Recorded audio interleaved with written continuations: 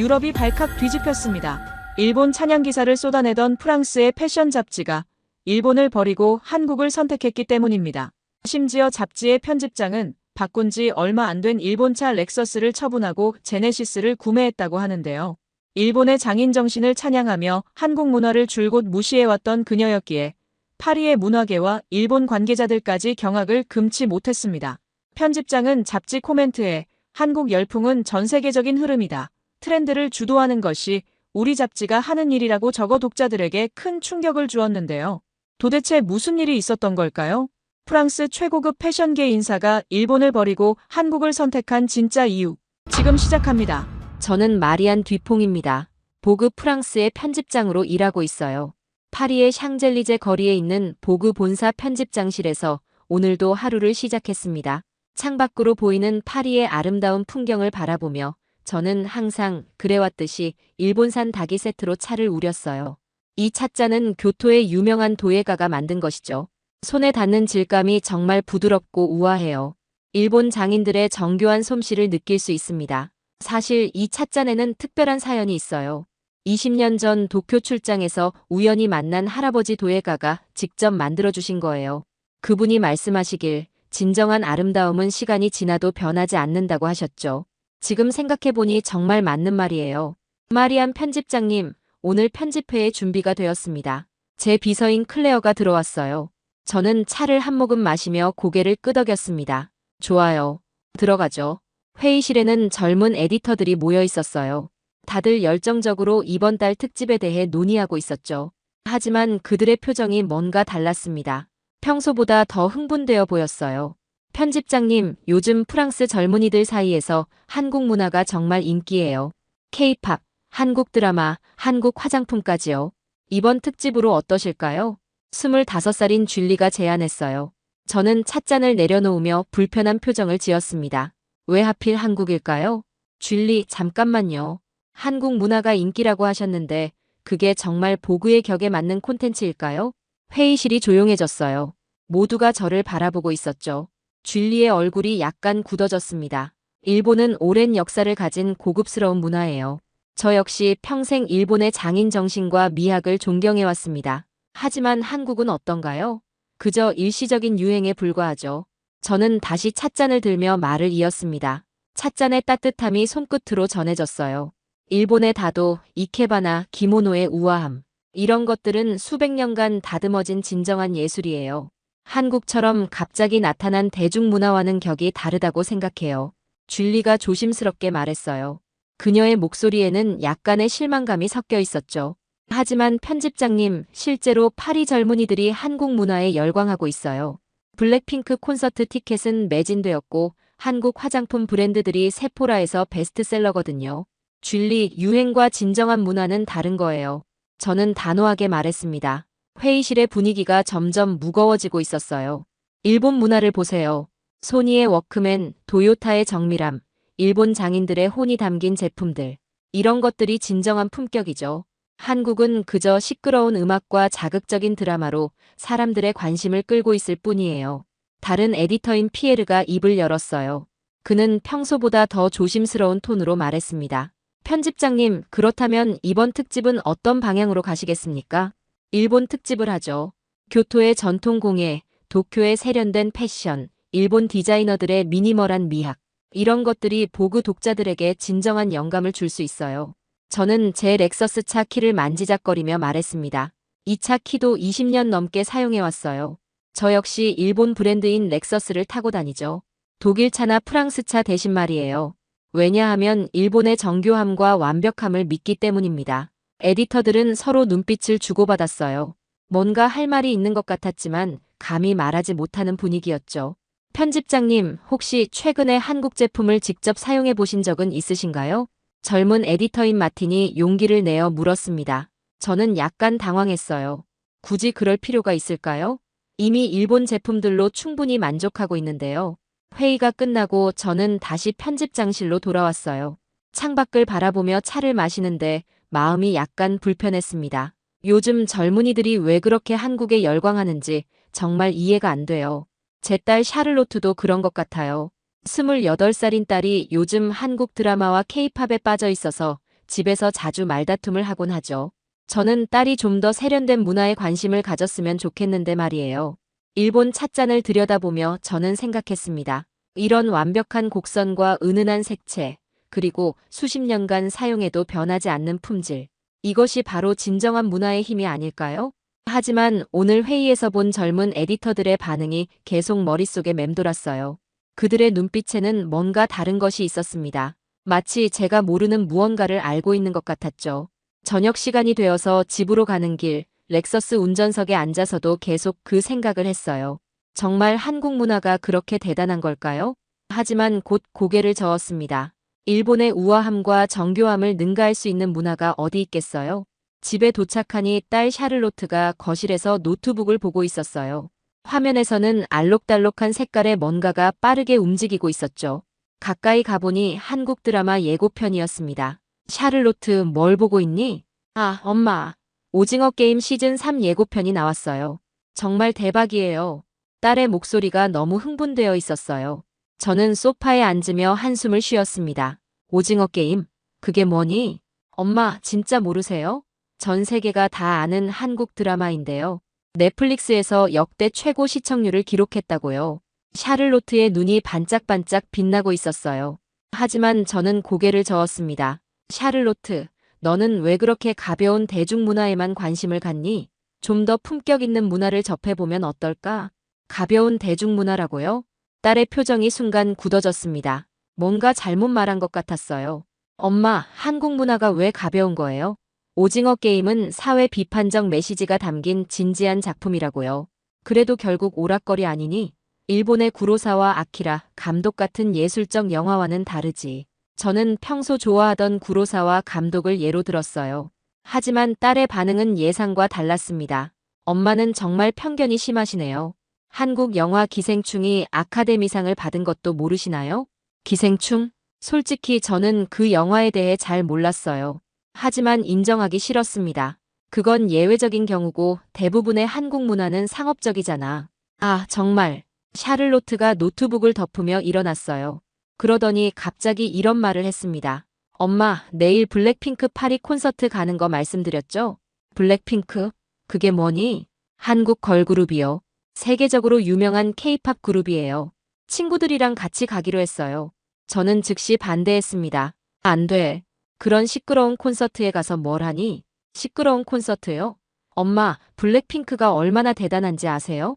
샤넬, 디올 같은 명품 브랜드들이 다 협업하고 있다고요. 딸의 말에 저는 잠시 멈췄어요. 샤넬과 디올이라고요? 하지만 곧 다시 마음을 굳혔습니다. 그래도 안 돼. 너는 보급 편집장의 딸이야. 좀 더 품격 있는 문화 활동을 해야지. 품격 있는 문화 활동이요?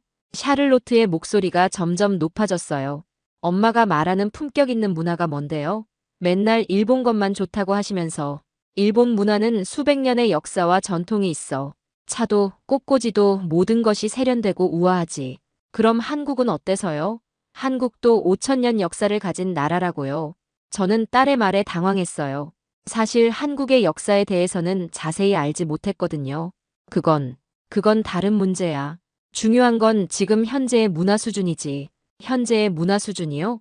엄마, 한국이 지금 얼마나 대단한지 아세요? 딸이 갑자기 핸드폰을 꺼내더니 뭔가를 검색하기 시작했어요. 봐요, 이게 삼성 갤럭시 스마트폰이에요. 전 세계 2위 스마트폰 브랜드라고요. 그리고 이건 BTS가 유엔에서 연설하는 영상이에요. 화면에는 정말로 한국 가수들이 유엔에서 연설하는 모습이 나오고 있었어요. 저는 잠시 놀랐습니다. 이건 언제 일이니? 몇 년 전부터 계속하고 있어요. 한국 문화가 세계적으로 인정받고 있다고요. 하지만 저는 여전히 인정하기 싫었어요. 그래도 일시적인 현상일 뿐이야. 일본처럼 오래 지속될 수 있을지 의문이지. 일시적인 현상이요? 샤를로트의 목소리가 더욱 날카로워졌어요.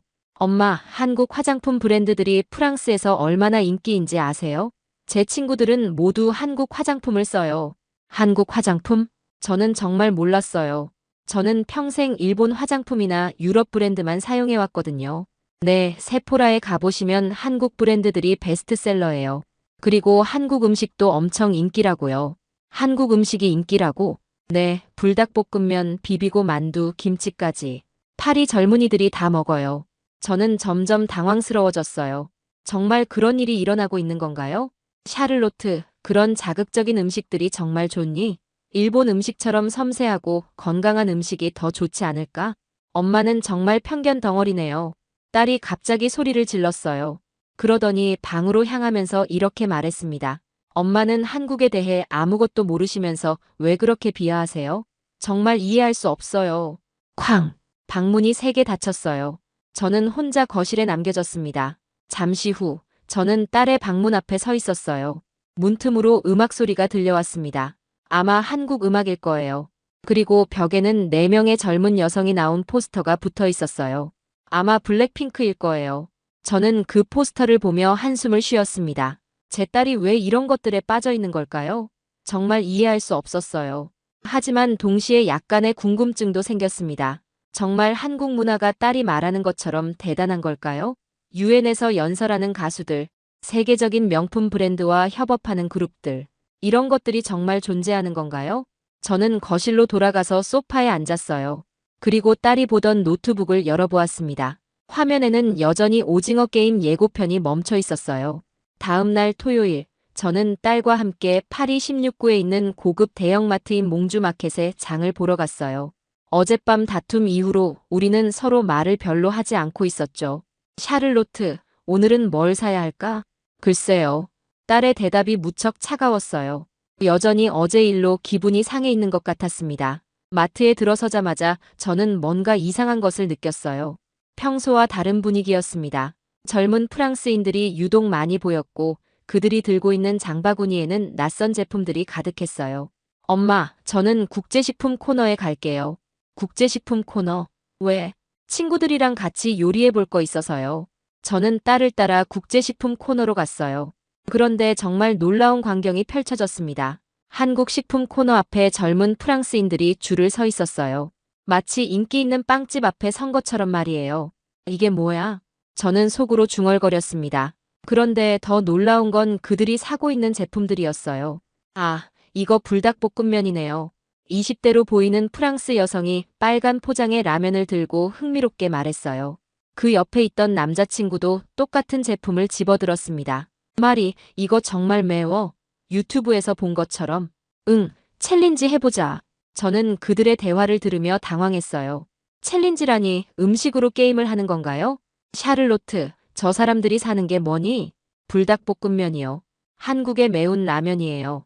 요즘 프랑스 젊은이들 사이에서 정말 인기라고요. 딸이 설명해 주었지만 저는 여전히 이해할 수 없었어요.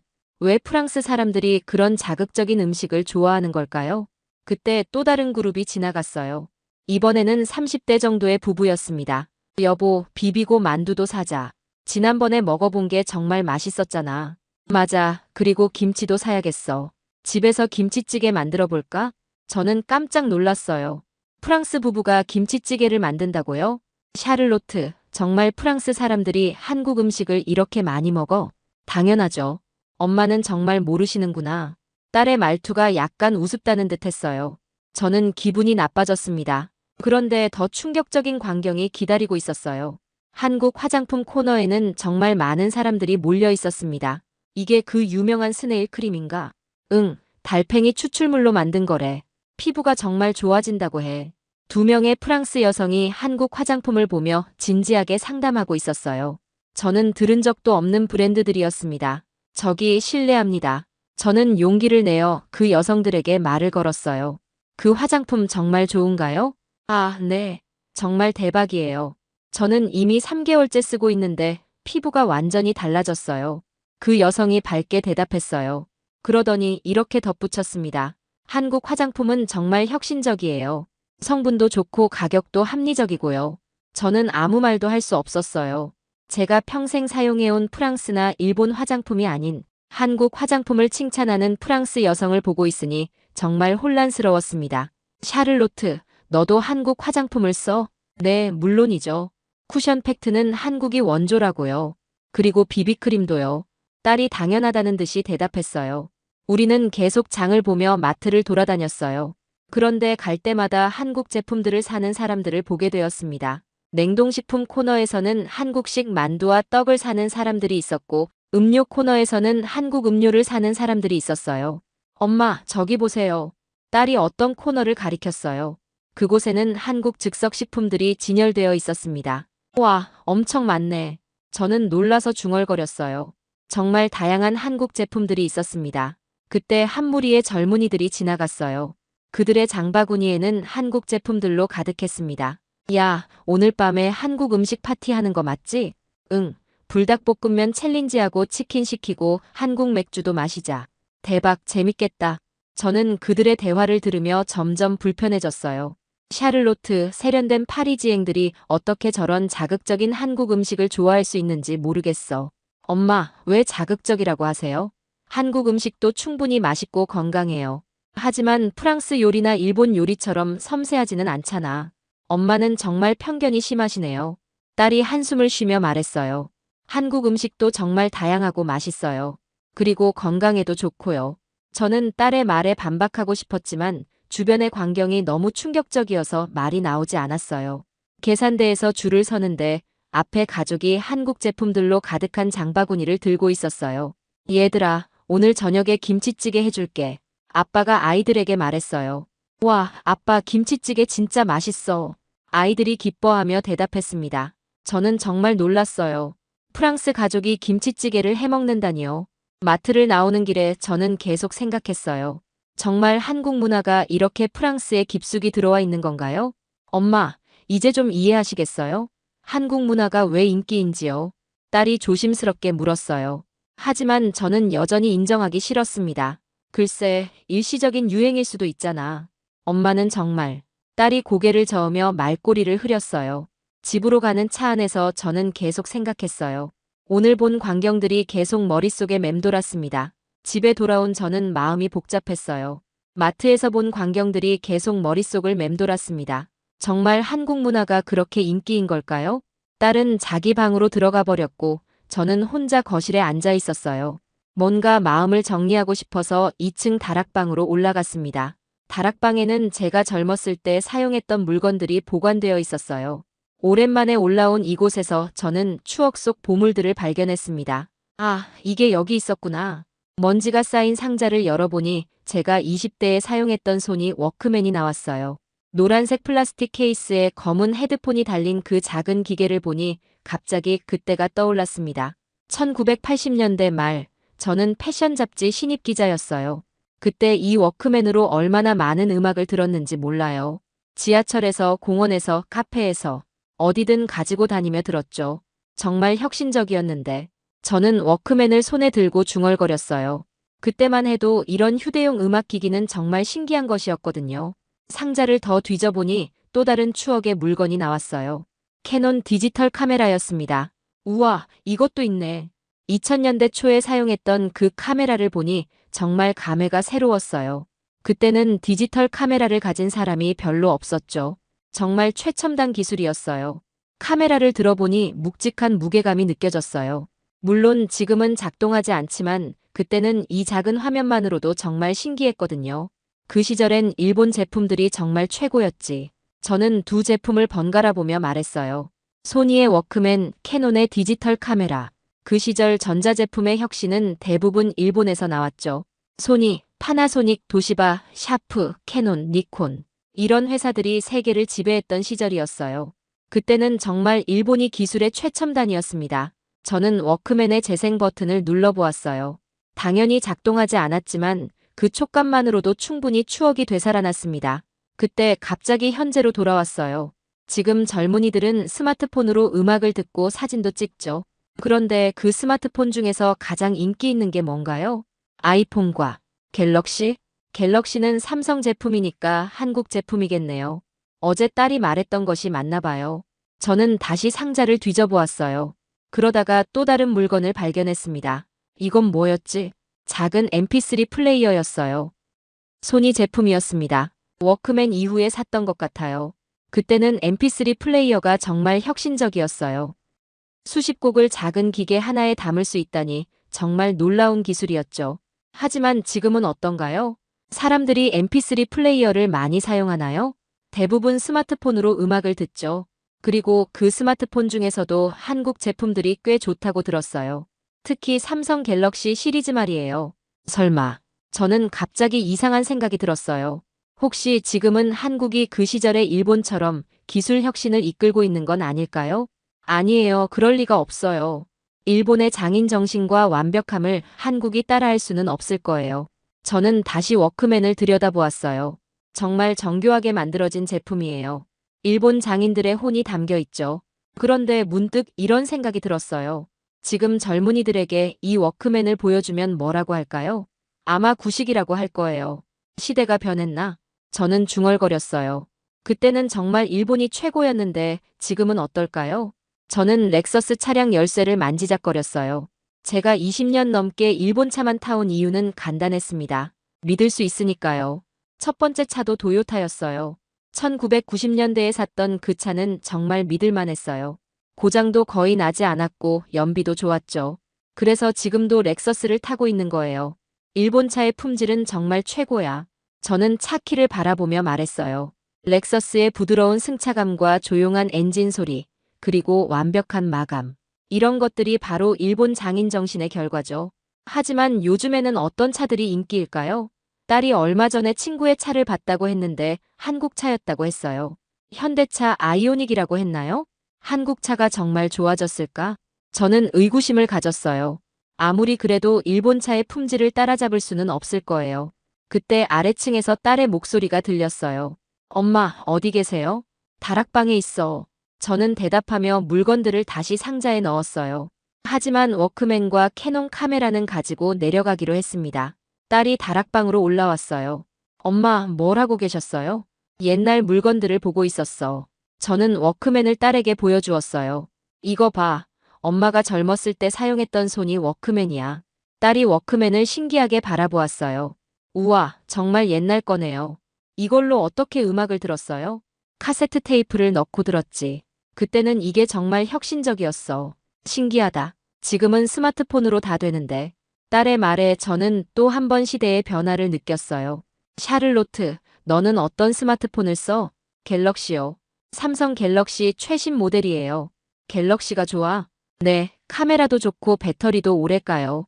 그리고 디자인도 예뻐요. 딸의 말을 들으며 저는 복잡한 기분이 들었어요. 삼성은 한국 회사니까요. 엄마, 이건 뭐예요? 딸이 캐논 카메라를 가리켰어요. 캐논 디지털 카메라야. 엄마가 처음 샀던 디지털 카메라지. 와, 정말 크네요. 이걸로 어떻게 들고 다녔어요? 그때는 이게 작은 거였어. 그리고 화질도 정말 좋았지. 지금은 스마트폰 카메라가 더 좋은 것 같은데요. 딸의 말에 저는 놀랐어요. 정말 스마트폰 카메라가 이런 전문 카메라보다 좋을까요? 저는 워크맨과 캐논 카메라를 보며 생각했어요. 그 시절의 일본 기술이 정말 최고였지만 지금은 어떨까요? 정말 시대가 바뀐 걸까요? 며칠 후 보그 본사에서 긴급회의가 소집되었어요. 글로벌 본부에서 내려온 지시사항이었습니다. 마리안 편집장님, 이번 달에 아시아 특집을 진행해야 합니다. 글로벌 편집부장인 이사벨이 말했어요. 아시아 특집이요? 일본 특집 말씀이시죠? 저는 당연히 일본일 거라고 생각했습니다. 아니요, 이번에는 한국입니다. 글로벌 본부에서 특별히 지시가 내려왔어요. 한국이요? 왜 갑자기 한국인가요? 최근 데이터를 보니 보그 독자들 중 한국 문화에 관심 있는 비율이 급격히 증가했어요. 특히 젊은 독자층에서 말이죠. 이사벨이 태블릿을 보여주었어요. 정말로 한국 관련 콘텐츠에 대한 독자 관심도가 높았습니다. 그리고 이것도 보세요. 화면에는 다른 패션 잡지들이 한국 특집을 연달아 내보내고 있는 자료가 나왔어요. 엘르, 하퍼스 바자, 마리 끌레르 모두 한국 특집을 했어요. 우리만 뒤처질 수는 없죠. 저는 그 자료들을 보며 당황했어요. 정말 모든 잡지가 한국에 주목하고 있었나요? 하지만 저는 한국에 대해 잘 모르는데요. 그래서 직접 가셔야 합니다. 한국의 럭셔리 브랜드들과 미팅도 잡혀 있고 현지 패션신도 취재하셔야 해요. 어떤 브랜드들이요? 설화수 후, 그리고 최근 파리에서 인기인 제니하우스 같은 브랜드들이요. 저는 그 브랜드 이름들을 처음 들어봤어요. 하지만 파리에서 인기라고 하니 궁금했습니다. 그리고 이번에 한국에서 열리는 서울 패션 위크도 취재하셔야 해요. 한국 디자이너들의 작품을 직접 보시고요. 서울 패션 위크요? 네, 최근 몇 년간 서울 패션 위크가 정말 주목받고 있어요. 해외 바이어들도 많이 참석한다고 해요. 이사벨이 또 다른 자료를 보여주었어요. 정말로 서울 패션위크에 참석하는 해외 인사들이 많았습니다. 마리안 편집장님, 이건 선택의 여지가 없어요. 글로벌 본부의 직접 지시사항이거든요. 저는 한숨을 쉬었어요. 정말 가기 싫었지만 어쩔 수 없었습니다. 알겠어요. 언제 가야 하나요?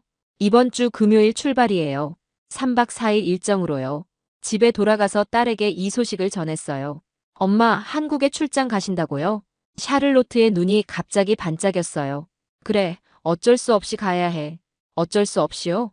엄마, 정말 좋은 기회인데요. 뭐가 좋은 기회야? 한국이 정말 멋진 곳이라고요. 그리고 한국 패션도 정말 대단해요. 딸이 흥미롭게 말했어요. 엄마, 혹시 블랙핑크 멤버들도 만나실 수 있을까요? 블랙핑크요? 아마 어려울 거야. 아, 정말 부러워요. 한국 화장품 브랜드들도 많이 보시고 오세요. 딸의 반응을 보니 정말 한국이 젊은이들에게 인기인 것 같았어요. 금요일이 되어 인천국제공항에 도착했어요. 보그 프랑스와 한국 럭셔리 브랜드의 협업 행사, 그리고 서울 패션위크 취재 때문에 처음으로 한국에 오게 된 거였습니다. 사실 이 출장을 받았을 때 별로 기대하지 않았어요. 그냥 일이니까 가는 거지 한국에서 뭘 특별한 걸 볼 수 있을까 싶었거든요. 비행기에서 내리자마자 첫 번째 놀라움이 시작됐어요. 어머, 정말 깨끗하네. 공항이 정말 말끔하고 현대적이었어요. 파리 드골 공항보다도 훨씬 세련되어 보였습니다. 입국 심사대로 향하는 길에 저는 주변을 둘러보았어요. 모든 것이 체계적으로 잘 정리되어 있었고 안내판들도 명확했습니다. 안녕하세요, 어서 오세요. 입국 심사관이 유창한 영어로 인사했어요. 그리고 정말 친절하게 필요한 절차들을 안내해 주었습니다. 한국 처음 방문이세요? 네, 그렇습니다. 환영합니다. 즐거운 여행 되세요. 그의 미소가 정말 진심 어린 것 같았어요. 파리에서는 이런 친절함을 경험하기 어려웠거든요. 짐을 찾는 곳도 정말 빨랐어요. 벨트에서 짐이 나오는 속도가 너무 빨라서 깜짝 놀랐습니다. 이렇게 빠를 수가 있나? 저는 혼자 중얼거렸어요. 파리에서는 짐 찾는 데만 30분 이상 걸리는 경우가 많았거든요.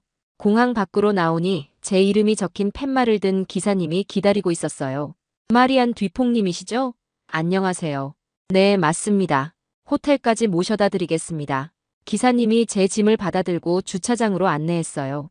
그런데 기사님이 멈춘 차를 보고 저는 깜짝 놀랐습니다. 이게 택시인가요? 그것은 제가 지금까지 본 택시 중에서 가장 미래적인 모습이었어요. 하얀색의 매끄러운 디자인에 독특한 형태를 하고 있었습니다. 네, 아이오니고 전기차입니다. 현대자동차에서 만든 거예요. 현대자동차요? 저는 놀라서 물었어요. 한국 자동차 회사가 이런 차를 만들다니요. 호텔에 도착해서 체크인을 마치고 객실로 올라갔어요. 롯데호텔 시그니엘 서울의 최고급 스위트룸이었습니다. 와, 문을 열자마자 저는 감탄사를 내뱉었어요. 객실이 정말 럭셔리했지만 더 놀라운 건 그 안에 설치된 가전제품들이었습니다. 거실에는 엄청나게 큰 TV가 벽에 걸려 있었어요. 그런데 그냥 큰 게 아니라 정말 얇았습니다. 이게 TV 맞나? 저는 가까이 가서 살펴보았어요. 브랜드를 보니 LG 올레드 시그니처였습니다. 리모컨을 들고 TV를 켜보니 정말 놀라운 일이 일어났어요. 화질이 너무 선명해서 마치 창문을 보는 것 같았습니다. 이게 정말 TV 화면이야? 색감이 정말 생생했어요. 지금까지 본 어떤 TV보다도 좋았습니다. 파리 집에 있는 소니 TV와는 완전히 다른 차원이었어요. 침실로 가보니 더 놀라운 것들이 기다리고 있었어요. 어머, 이건 뭐지? 거대한 냉장고가 있었는데 문이 투명했어요. 안에 뭐가 들어있는지 문을 열지 않고도 볼 수 있었습니다. 냉장고 브랜드를 확인해보니 삼성 비스포크였어요. 그리고 문을 두드리니 불이 들어왔습니다. 신기하네. 냉장고 문에 터치스크린도 있었어요. 온도 조절부터 시작해서 각종 기능들을 제어할 수 있었습니다. 욕실에도 놀라운 기술들이 가득했어요. 거울이 TV 겸용이었고 변기는 자동으로 뚜껑이 열리고 닫혔습니다. 이런 게 다 있었나? 저는 정말 놀랐어요. 일본에서도 이런 기술들을 봤지만 여기 있는 제품들은 더욱 세련되고 사용하기 쉬웠습니다. 세면대 옆에는 작은 태블릿이 설치되어 있었어요. 호텔 서비스를 제어하는 기기였는데 이것도 삼성 제품이었습니다. 정말 모든 게 하이테크네. 저는 태블릿으로 방 온도를 조절해보고 조명도 바꿔보았어요. 정말 간편했습니다. 그때 딸에게 영상통화를 걸어보기로 했어요. 샤를로트, 잘 지내? 엄마, 한국 어때요? 딸이 반갑게 인사했어요. 정말 놀라워. 이 호텔 방에 있는 기술들이 정말 대단해. 어떤 게요? 저는 딸에게 TV를 보여주었어요. 이거 봐, LG 올레드 TV인데 화질이 정말 놀라워. 우와, 정말 선명하네요. 딸도 영상통화 화면을 통해서도 그 차이를 느낄 수 있었나 봐요. 그리고 이것도 봐. 삼성 냉장고를 보여주니 딸이 더욱 흥미로워했어요. 엄마, 그거 삼성 비스포크 냉장고예요. 정말 최신형이에요. 너 이런 걸 어떻게 알아? 유튜브에서 봤어요. 한국 기술이 정말 대단하다고 했는데 정말이네요. 딸의 말을 들으니 갑자기 복잡한 심정이 들었어요. 엄마, 이제 좀 이해하시겠어요? 한국이 왜 인기인지. 기술력은 정말 놀랍네. 저는 솔직히 인정할 수밖에 없었어요. 그런데 엄마, 삼성이 지금 세계 1위 메모리 반도체 회사예요. 그리고 LG도 디스플레이 기술로 유명하고요. 정말? 네, 그리고 엄마가 항상 좋다고 하시던 소니도 이제 삼성 디스플레이를 많이 써요. 딸의 말에 저는 정말 놀랐어요. 소니가 삼성 부품을 쓴다고요? 엄마, 한국의 기술력이 정말 대단해진 거예요. 통화를 끝내고 저는 다시 방 안을 둘러보았어요. 정말 모든 기기들이 세련되고 편리했습니다. 그때 갑자기 제 렉서스가 생각났어요. 20년 넘게 일본 기술을 신뢰해왔는데 지금 경험하고 있는 한국 기술은 어떨까요? 정말 한국이 이렇게 발전했나? 저는 혼자 중얼거렸어요. 저녁 식사를 위해 호텔 레스토랑으로 내려갔어요. 그런데 거기서도 놀라운 것들을 발견했습니다. 테이블마다 태블릿이 설치되어 있어서 주문을 할 수 있었고 로봇이 음식을 서빙해 주었어요. 이것도 한국 기술인가요? 웨이터에게 물어보니 그렇다고 하더군요. 네, 저희 호텔에서 사용하는 서비스 로봇은 한국에서 개발된 거예요. 정말 놀라웠어요. 음식도 정확하게 가져다 주고 손님과도 간단한 대화가 가능했습니다. 식사 후 방으로 돌아와서 저는 노트북을 켰어요. 오늘 경험한 것들을 정리하고 싶었거든요.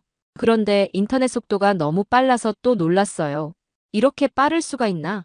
파리에서는 동영상 하나 보는 것도 로딩 시간이 꽤 걸렸는데 여기서는 즉시 재생되었습니다. 저는 인터넷으로 한국의 기술력에 대해 검색해보기 시작했어요. 삼성전자 세계 1위, LG 올레드 기술력, 현대차 전기차 기술. 검색 결과들을 보니 정말 놀라운 내용들이 많았어요. 한국이 정말 여러 분야에서 세계 최고 수준의 기술을 가지고 있었습니다. 내가 정말 한국을 모르고 있었구나. 저는 솔직히 인정할 수밖에 없었어요. 제가 가지고 있던 한국에 대한 인식이 완전히 틀렸다는 걸 깨달았습니다. 그날 밤 잠자리에 들면서 저는 계속 생각했어요. 오늘 하루 동안 경험한 것들이 정말 충격적이었거든요. 공항에서 탔던 아이온이고 호텔 방의 첨단 기기들, 그리고 완벽한 서비스들. 모든 것이 제 예상을 뛰어넘었습니다. 정말 한국의 기술력이 일본을 뛰어넘은 걸까? 이런 생각을 하는 제 자신이 놀라웠어요. 평생 일본 기술만을 신뢰해왔던 제가 말이에요. 둘째 날 저녁 예상치 못한 일이 일어났어요. 호텔 컨시어지가 제게 연락을 해왔습니다. 마리아님, 오늘 밤 잠실에서 블랙핑크 콘서트가 있는데 보그 프랑스 편집장님께 특별 초대장이 왔습니다. 블랙핑크 콘서트요? 저는 당황했어요. 딸이 그렇게 좋아하던 그 그룹 말인가요? 네, 한국 측에서 특별히 패션 매거진 편집장들을 초대했다고 합니다. 그럼 가봐야겠네요. 사실 별로 내키지 않았지만 취재차 온 것이니 거절할 수도 없었어요. 잠실 종합운동장에 도착하니 정말 놀라운 광경이 펼쳐졌어요. 이게 뭐야? 수만 명의 사람들이 경기장 주변에 모여 있었어요. 그런데 더 놀라운 건 그중에 프랑스 젊은이들도 정말 많다는 거였습니다. 마리안느. 갑자기 누군가가 저를 부르더군요. 돌아보니 파리에서 온 다른 패션 매거진 편집장들이었어요. 이사벨, 너도 왔구나. 당연하지. 이런 문화 현상을 놓칠 수 없잖아. 이사벨이 흥미롭게 말했어요. 마리안느, 너 블랙핑크 알아? 딸이 좋아해서 이름 정도는. 오늘 정말 대단할 거야. 전 세계에서 온 팬들이 모였어. 정말 그랬어요. 영어, 프랑스어, 일본어, 중국어. 정말 다양한 언어가 들렸습니다. 경기장 안으로 들어가니 더욱 놀라웠어요. 5만 명이 넘는 관중들이 모여 있었는데 모두가 형광봉을 들고 있었어요. 정말 장관이네. 저는 감탄했어요. 이런 규모의 콘서트는 처음 봤거든요.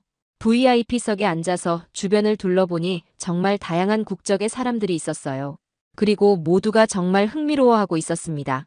시작한다. 갑자기 경기장이 어두워지더니 무대에 불빛이 켜졌어요. 그리고 음악이 시작되었습니다. 와, 첫 곡이 시작되자 경기장 전체가 완전히 다른 세계가 되었어요. 음향, 조명, 무대 연출 모든 것이 완벽했습니다.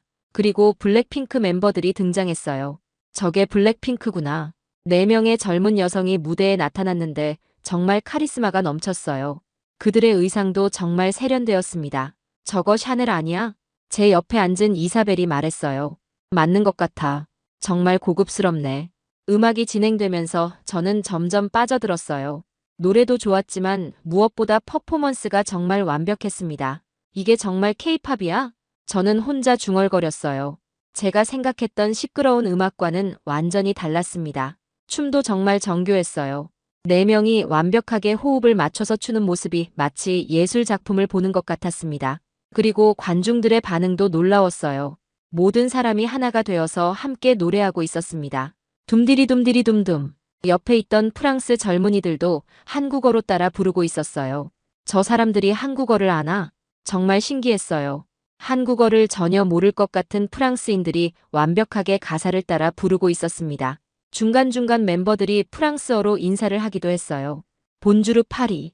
제니라는 멤버가 프랑스어로 인사하자 프랑스 팬들이 열광했습니다. 우리 프랑스 팬들 사랑해요. 리사라는 멤버도 프랑스어로 말했어요. 발음이 정말 정확했습니다. 콘서트가 진행되면서 저는 자신도 모르게 박수를 치고 있었어요. 내가 지금 박수를 치고 있나? 정말 신기했어요. 처음에는 별로 기대하지 않았는데 점점 빠져들고 있었습니다. 특히 로제라는 멤버가 피아노를 치며 부른 발라드는 정말 감동적이었어요. 음악성도 뛰어나네. 저는 감탄했어요. 단순한 댄스 음악이 아니라 정말 다양한 장르의 음악을 소화하고 있었습니다. 마지막 곡에서는 경기장 전체가 하나가 되었어요. 5만 명이 함께 부르는 모습이 정말 장관이었습니다. 정말 대단하다. 저는 진심으로 감탄했어요. 이런 에너지와 열정을 만들어내는 힘이 정말 놀라웠습니다. 콘서트가 끝나고 나오는 길에 저는 여전히 흥분 상태였어요. 마리안느, 어땠어? 이사벨이 물었어요. 정말 놀라웠어. 완전히 다른 세계였어. 그렇지? 이게 바로 케이팝의 힘이야. 호텔로 돌아가는 차 안에서 저는 딸에게 전화를 걸었어요. 샤를로트, 엄마, 무슨 일이에요? 목소리가 이상해요. 나 지금 블랙핑크 콘서트 보고 왔어. 정말요? 어땠어요? 딸의 목소리가 갑자기 흥미로워졌어요. 정말 대단했어. 완전히 다른 세계였어. 엄마가 그렇게 말씀하시다니. 정말 좋았나 봐요.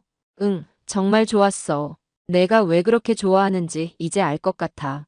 그날 밤 잠자리에 들기 전에 저는 한국 전통 찻집에 가보고 싶다는 생각이 들었어요.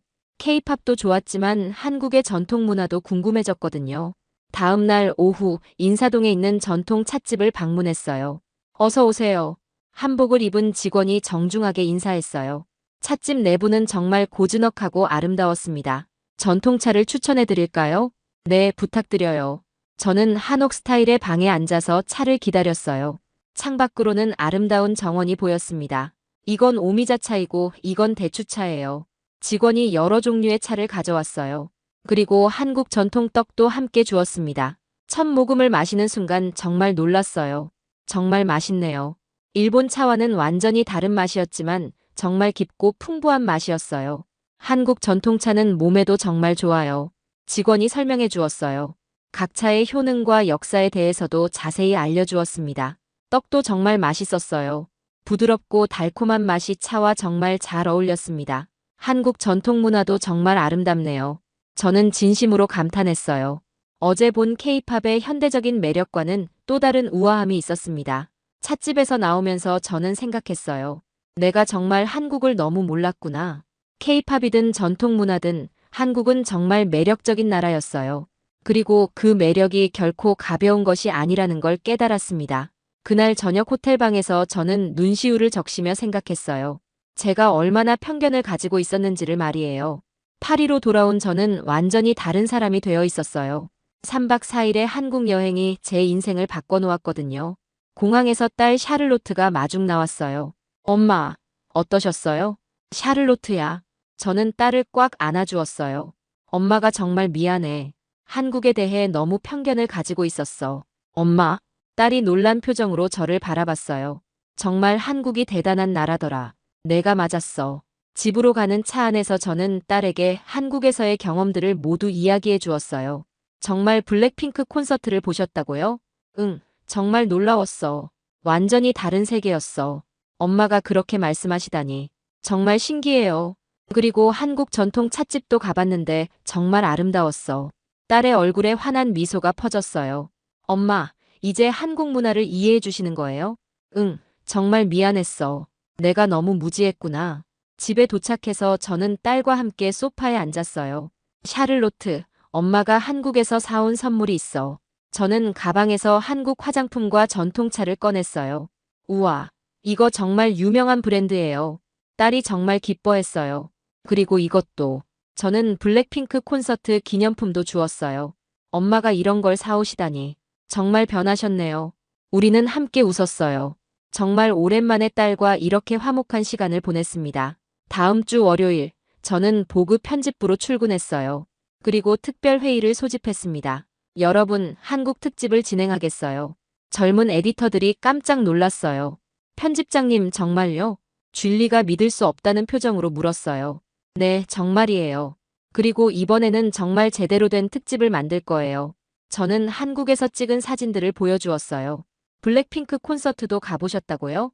네, 정말 놀라웠어요.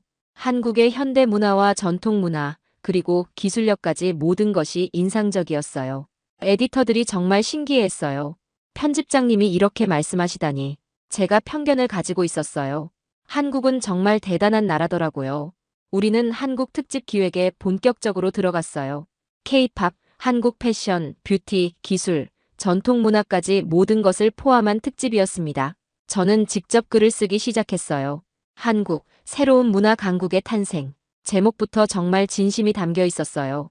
과거 우리는 아시아 하면 일본을 떠올렸다. 하지만 지금은 다르다. 한국이 새로운 문화와 기술의 중심지로 떠오르고 있다. 저는 정말 진심을 담아서 글을 썼어요. 삼성과 LG의 혁신적인 기술, 블랙핑크로 대표되는 K-팝의 세계적 인기, 그리고 여전히 아름다운 전통 문화까지. 한국은 현재와 과거가 완벽하게 조화를 이루는 나라다. 특집 작업을 하는 동안 저는 정말 많은 것을 배웠어요.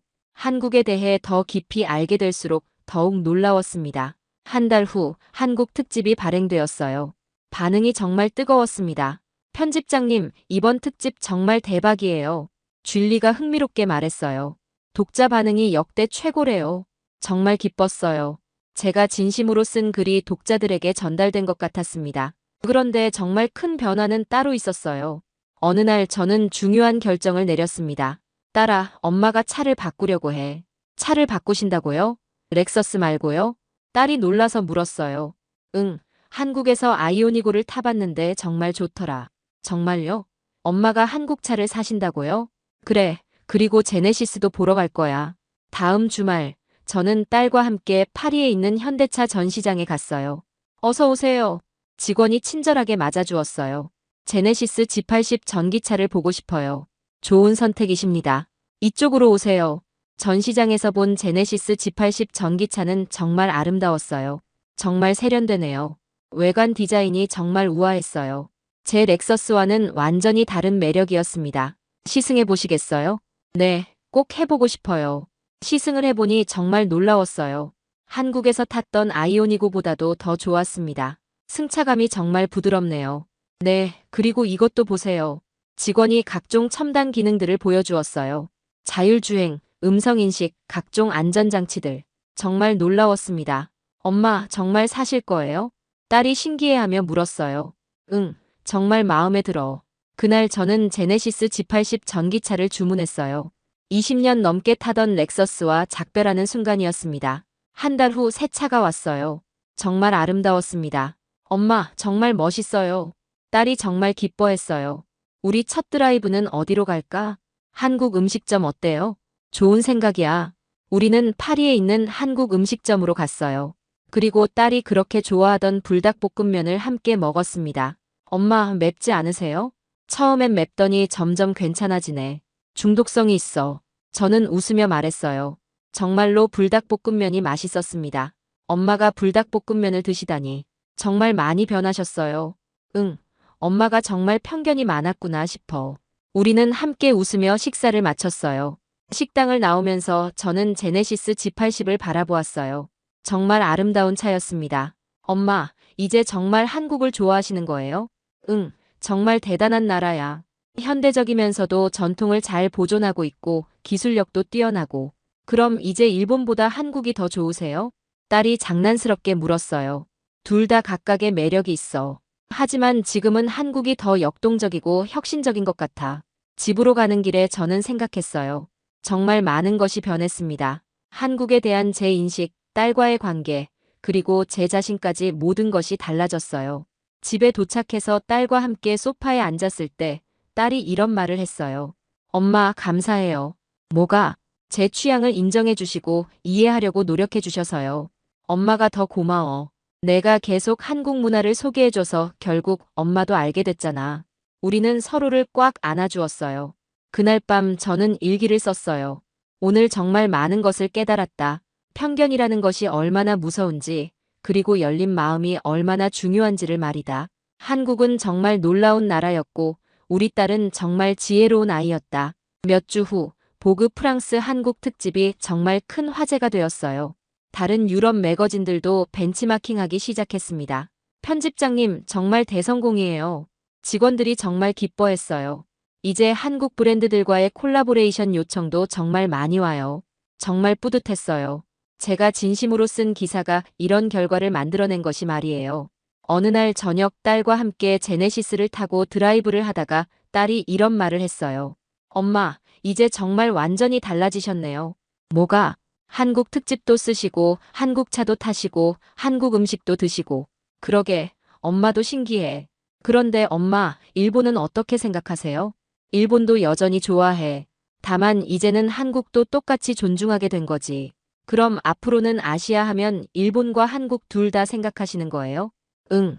그리고 중국도 다른 아시아 나라들도 제대로 알아보고 싶어. 딸이 환하게 웃었어요. 엄마 정말 멋있어요. 집에 도착해서 저는 다락방에 올라가 보았어요.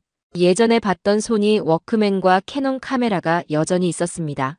이것들도 나름의 가치가 있지. 저는 그 물건들을 소중히 다시 상자에 넣었어요.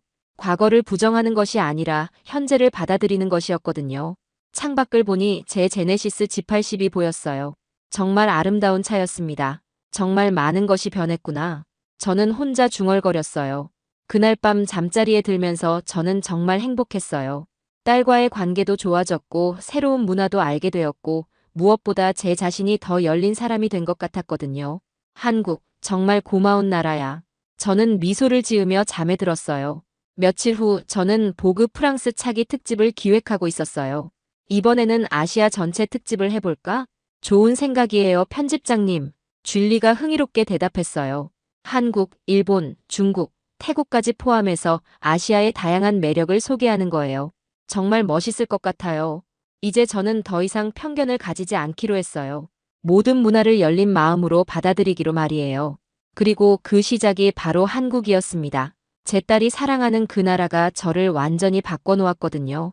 저녁에 집에 돌아가서 딸과 함께 한국 드라마를 보며 불닭볶음면을 먹는 것이 이제 저의 새로운 일상이 되었어요. 엄마 행복하세요? 정말 행복해. 내 덕분이야. 저도 엄마 덕분에 행복해요. 우리는 서로 웃으며 드라마를 계속 봤어요. 제 인생에서 가장 큰 변화였지만 동시에 가장 좋은 변화였습니다. 편견을 버리고 열린 마음을 갖게 된 것, 그리고 딸과 더 가까워진 것까지 모든 것이 한국에서 시작되었어요. 정말 감사합니다. 세계가 발칵 뒤집혔습니다. 미국 정부가 일본을 버리고 한국을 선택했기 때문입니다. 더욱 놀라운 것은 이 결정을 이끈 미국 상무부 차관보였습니다. 평생 한국을 일본의 아류라고 무시해왔던 그녀가 갑자기 한국은 미국의 경쟁자가 아닌 필수 불가결한 안보 파트너다라고 발표하며 대통령까지 설득한 것인데요. 미국과의 협상이 결렬된 일본 사회는 큰 충격에 빠져 헤어나오지 못하고 있는 상황입니다. 도대체 무슨 일이 있었던 걸까요? 미국 정부가 일본을 버리고 대한민국을 선택한 진짜 이유. 지금 시작합니다. 저는 엘레노어 벤스라고 합니다. 미국 상무부 차관보로 일하고 있죠. 사람들은 저를 철의 여인이라고 불러요. 감정을 드러내지 않고 모든 것을 데이터와 논리로 판단하는 제 성격 때문인가 봅니다. 하지만 그들은 모르죠. 제가 왜 이렇게 변했는지 말이에요. 어린 시절 제 아버지는 디트로이트 자동차 회사의 임원이었습니다. 저에게는 영웅 같은 존재였어요. 매일 아침 자신감 넘치는 모습으로 출근하시던 아버지. 저녁에는 제게 미국 자동차 산업의 자랑스러운 역사를 들려주시곤 했죠. 엘레노어, 우리가 만든 자동차가 세계 최고야. 포드, 제너럴 모터스, 크라이슬러. 이 회사들이 세상을 바꿨단다. 아버지는 항상 미국의 기술력과 창의성을 자랑스럽게 말씀하셨습니다. 그런 아버지를 보며 자란 저는 미국이 모든 면에서 세계 최고라고 믿었어요. 하지만 1980년대 모든 것이 무너졌습니다. 일본 자동차들이 밀려오면서 아버지의 회사가 파산했어요. 실직한 아버지는 매일 밤 똑같은 말을 반복했습니다. 일본인들의 비열한 덤핑과 로비 때문에 우리가 졌다. 그들은 정정당당하게 경쟁하지 않았어. 우리 기술을 훔쳐가서 더 싸게 팔고 있어. 술에 취한 아버지가 거실에서 중얼거리는 모습. 한때 자신감 넘치던 아버지가 무력감에 빠진 채 하루하루를 견뎌내는 모습. 그 모습이 어린 제 마음에 깊이 새겨졌습니다. 동아시아는 신뢰할 수 없는 경쟁자라는 생각이 뿌리 박혔죠. 엘레노어, 너는 아빠처럼 되면 안 돼. 더 강해져야 해. 아버지의 마지막 말이었습니다. 심장마비로 세상을 떠나시기 전에 하신 말씀이에요. 50대 중반의 나이의 말입니다. 저는 그때 다짐했습니다. 아버지의 실패를 반복하지 않겠다고. 더욱 강하고 냉철해져서 아버지의 복수를 하겠다고. 그래서 제가 상무부 차관보가 된 겁니다. 미국의 경제적 이익을 지키는 최전선에서 말이에요. 2025년 7월 어느 무더운 날, 백악관 회의실에서 긴급회의가 열렸습니다. 에어컨이 풀가동으로 돌아가는 차갑고 긴장감 넘치는 공간이었어요. 대통령이 주먹으로 테이블을 내리치며 소리쳤습니다. 일본과 한국, 둘 다 우리 뒤통수를 치고 있어. 무역 적자는 계속 늘어나고 우리 일자리는 사라지고 있다고. 당장 두 나라 모두에게 25% 관세를 때려. 대통령의 얼굴은 분노로 새빨갛게 달아올라 있었습니다.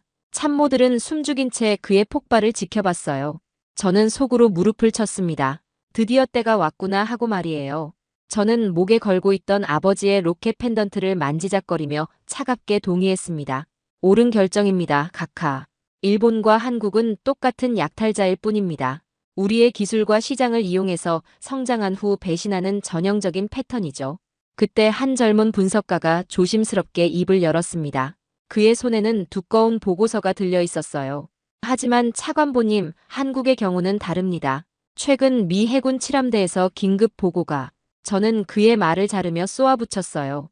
변명은 듣지 않겠다. 한국이든 일본이든 그들이 자초한 일이야. 미국을 이용해 성장한 후 등을 돌리는 건 다 똑같아. 하지만 그 젊은 분석가는 물러서지 않았습니다. 목소리에 확신이 담겨 있었어요. 이것은 변명이 아니라 사실입니다. 현재 태평양 함대의 함정 수리 및 유지 보수를 사실상 한국의 조선 기술에 의존하고 있습니다. 이 보고서를 보시면 저는 그가 내민 보고서를 보지도 않고 테이블 옆으로 밀어버렸습니다. 보고서가 바닥에 떨어지는 소리가 회의실에 울렸어요. 그들의 기술, 미국의 기술을 훔쳐간 것뿐이겠지. 그 보고서 내 눈앞에서 치워. 나는 사실이 아닌 변명을 듣고 있을 시간이 없어. 젊은 분석가는 당황한 표정으로 바닥에 보고서를 주워들었습니다. 회의실의 공기가 얼어붙었어요. 다른 참모들은 서로 눈치를 보며 어색한 침묵 속에 빠졌습니다. 하지만 저는 신경 쓰지 않았어요. 한국도 일본과 똑같은 모방꾼들이라고 확신했거든요. 대통령이 저를 바라보며 무게감 있는 목소리로 말했습니다. 엘레노어, 자네가 직접 가서 정리해. 먼저 일본부터 시작하고 그 다음 한국이야. 이번에는 확실하게 마무리하라고. 우리가 호구가 아니라는 걸 보여줘야 해. 저는 고개를 끄덕였습니다. 드디어 아버지의 복수를 할 시간이 왔다고 생각했거든요. 맡겨주십시오, 카카. 그들이 진짜 미국의 힘이 무엇인지 뼈저리게 느끼게 해드리겠습니다. 그날 밤 사무실에서 혼자 남아 서류를 정리하며 깊은 생각에 잠겼습니다. 창밖으로는 워싱턴의 야경이 반짝이고 있었어요. 왜 모든 사람들이 한국을 특별하게 여기는 걸까요? 저에게 한국은 그저 일본의 아류 국가일 뿐이었습니다. 바닥에 떨어졌던 그 보고서를 생각하며 중얼거렸어요. 한국이든 일본이든 결과는 마찬가지일 거야. 아버지, 이번에는 제가 이기겠습니다. 하지만 곧 깨닫게 될 줄은 몰랐죠. 제가 얼마나 큰 착각을 하고 있었는지 말입니다. 이장 계산된 미소, 일본의 배신. 백악관의 전폭적인 신임을 받으며 저는 일본 도쿄로 향했습니다. 비행기 안에서 저는 이번 협상에 대한 확신에 차 있었어요. 일본은 적어도 미국과 함께 해온 역사가 있으니까 말이죠. 일본은 다를 거야. 그들은 최소한 스마트한 파트너야. 혼자 중얼거리며 협상 자료를 다시 한번 점검했습니다. 쌀 시장 개방, 자동차 부품 관세 인하, 반도체 분야 협력 확대, 모든 것이 논리적이고 합리적인 요구들이었어요. 도쿄에 도착한 다음 날, 일본 정부 청사에서 본격적인 협상이 시작됐습니다. 회의실은 정갈하게 정리되어 있었고, 일본 측 대표단은 시간에 맞춰 정확히 입장했어요. 일본 무역대신 사토가 정중한 인사와 함께 자리에 앉았습니다. 벤스 차관보님, 멀리서 오시느라 수고 많으셨습니다. 좋은 결과가 있기를 바라겠습니다. 그의 미소는 완벽했습니다. 하지만 뭔가 계산된 느낌이 들었어요. 저는 바로 핵심으로 들어갔습니다. 사토 대신 시간이 많지 않으니 바로 본론으로 들어가죠. 미국은 일본의 쌀 시장 개방을 요구합니다. 현재의 관세 체계는 공정하지 않아요. 사토의 미소가 조금 굳어졌습니다. 차관보님, 쌀은 일본에게 단순한 농산물이 아닙니다. 우리의 문화이자 정체성이죠. 이 부분은 양해해 주시기 바랍니다. 저는 준비해온 자료를 테이블에 펼쳤습니다. 문화와 정체성을 이야기하시는군요. 하지만 무역은 감정이 아닌 숫자로 말해야 합니다. 지난 10년간 미일 무역 적자가 얼마인지 아시나요? 사토는 여전히 미소를 유지하고 있었지만 그 눈빛이 차가워지는 것을 느꼈습니다. 물론 알고 있습니다. 하지만 무역은 단순한 숫자 게임이 아니죠. 상호 이익과 신뢰가 바탕이 되어야 합니다. 협상은 점점 딱딱해졌습니다. 저는 구체적인 수치와 데이터를 제시했지만 일본 측은 계속해서 원론적인 답변만 반복했어요. 자동차 부품 관세도 마찬가지입니다. 미국 기업들이 일본 시장에 진입하기 어려운 현실을 개선해야 해요. 그 부분은 기술적 표준의 문제입니다. 안전과 직결된 사안이라 신중하게 접근해야죠. 사토의 답변은 언제나 정중했지만 명확한 거절이었습니다. 협상 테이블에서 3시간이 흘렀지만 진전은 전혀 없었어요. 저는 점점 화가 나기 시작했습니다. 사토 대신 일본이 정말로 미국과의 동맹을 소중히 여긴다면 구체적인 양보가 있어야 하지 않을까요? 그때 사토가 처음으로 미소를 거두었습니다. 벤스 차관보님, 동맹이라는 것은 일방적인 요구가 아닙니다. 상호 존중이 전제되어야 하죠. 그의 목소리에는 은근한 경고가 담겨 있었어요. 점심 식사 시간이 되자 일본 측이 휴식을 제안했습니다. 저는 혼자 남아 상황을 정리해봤어요. 예상보다 훨씬 어려웠습니다. 오후 협상에서 저는 더 강하게 압박했습니다. 일본이 미국의 요구를 수용하지 않는다면 우리도 다른 방법을 고려할 수밖에 없습니다. 관세 부과도 그중 하나죠. 사토는 이번에는 아예 미소를 짓지 않았습니다. 그것은 협상이 아니라 위협입니다. 일본은 위협에 굴복하지 않습니다. 회의실의 분위기가 얼어붙었습니다. 양측 참석자들 모두 긴장한 표정이었어요. 결국 첫날 협상은 아무런 성과 없이 끝났습니다. 저는 호텔로 돌아가며 씁쓸함을 느꼈어요. 그날 저녁 일본 측이 만찬을 준비했다고 연락이 왔습니다. 저는 마지못해 참석했어요. 혹시 비공식적인 자리에서 돌파구를 찾을 수 있을까 하는 기대를 가지고 말이죠. 만찬 장소는 고급 일식당이었습니다. 사토와 다른 일본 관료들이 이미 자리에 앉아 있었어요. 차관보님, 오늘은 협상 이야기는 잠시 잊고 편안하게 식사하시죠. 사토가 사케를 따르며 말했습니다. 저는 정중히 거절했어요. 고맙지만 저는 술을 마시지 않습니다. 시간이 흐르면서 일본 측 인사들이 점점 술에 취해갔습니다. 그리고 그들의 본심이 드러나기 시작했어요. 한 관료가 웃으며 말했습니다. 미국이 아직도 세계를 주도할 수 있다고 생각하는 건 재미있네요. 다른 관료가 거들었습니다. 시대가 바뀌었는데 말이죠. 이제는 아시아의 시대입니다. 저는 그들의 말에 귀를 기울였습니다. 술김에 하는 소리라고 생각하려 했지만 그들의 진짜 속마음이 드러나고 있다는 걸 알 수 있었어요. 사토가 술잔을 들며 저를 바라봤습니다. 벤스 차관보, 미국이 아직도 세계의 중심이라고 생각하는 겁니까? 시대가 변했습니다. 그의 비웃음 섞인 미소에서 저는 어린 시절의 기억이 떠올랐습니다. 아버지를 조롱하던 일본 기업가들의 모습이 말이에요. 우리는 더 이상 미국에게만 의존하지 않습니다. 선택권은 우리에게도 있어요. 저는 치를 떨었습니다. 이것이 일본의 진짜 모습이었구나. 국내 농민들의 지지를 잃을 수 없다고 하셨죠? 그런데 미국의 국내 정치 사정까지 고려할 수는 없다는 말씀인가요? 사토는 어깨를 으쓱했습니다. 그렇죠. 우리도 우리의 이익을 챙겨야 하니까요. 그 순간 저는 깨달았습니다. 일본이 단순한 어려운 협상 상대가 아니라 진짜 적일 수도 있다는 것을 말이에요. 다음 날 마지막 협상에서도 일본은 한치의 양보도 하지 않았습니다. 오히려 더 오만한 태도를 보였어요. 미국이 원한다면 관세를 부과하세요. 우리도 대응할 준비가 되어 있습니다. 협상은 완전히 결렬됐습니다. 저는 일본에게서 외교적으로나 개인적으로나 이중의 모욕을 당한 셈이었어요. 공항으로 향하는 차 안에서 저는 분노와 좌절감에 휩싸였습니다. 이 협상 실패의 책임이 오롯이 제게 돌아올 것이라는 압박감도 컸어요. 하지만 무엇보다 충격이었던 것은 제가 믿었던 일본이 저를 완전히 우롱했다는 사실이었습니다. 비행기에 오르며 생각했어요. 이제 한국으로 가야 하는구나. 3장 원치 않았던 여정. 일본과의 협상이 완전히 결렬되자 백악관은 분노에 휩싸였습니다. 대통령은 전화로 저에게 소리쳤어요. 엘레노어, 이게 뭐야? 일본 놈들이 우리를 완전히 우습게 보고 있잖아. 저는 수화기를 귀에서 조금 떼고 들어야 했습니다. 죄송합니다, 카카. 일본의 태도가 예상보다 강경했습니다. 예상보다 강경하다고? 자네가 제대로 못한 거 아닌가? 이제 한국에서라도 성과를 내와. 더 이상 실패는 용납 안 해. 전화가 끊어진 후 저는 깊은 한숨을 내쉬었습니다. 이제 한국으로 가야 했어요. 하지만 이 임무를 제 경력에 대한 모욕으로 여기고 있었습니다. 서울행 비행기 표를 예약하면서 속으로 중얼거렸어요. 일본의 아류 국가에서 뒤처리를 해야 하다니. 비행기 안에서 저는 한국 관련 서류들을 경멸적으로 훑어봤습니다. 보좌관이 정리해준 두꺼운 브리핑 자료였어요. 한국 경제 현황, 주요 산업 동향, 무역 관계. 제목들만 봐도 뻔했습니다. 일본을 따라한 산업 구조, 일본을 모방한 기술력. 그런 내용들로 가득할 게 분명했어요. 특히 세계 최고 수준의 한국 조선업이라는 보고서 대목에서는 코웃음이 나왔습니다. 미국의 일자리를 훔쳐간 또 다른 증거일 뿐이야. 옆자리 보좌관 존슨이 조심스럽게 말했습니다. 차관보님, 한국 조선업 관련 자료를 보시면. 저는 그의 말을 자르며 보고서를 구겨 가방에 던져 넣었습니다. 이것 봐, 존슨. 일본 걸 베끼더니 이제는 자기들이 최고라고 떠드는군.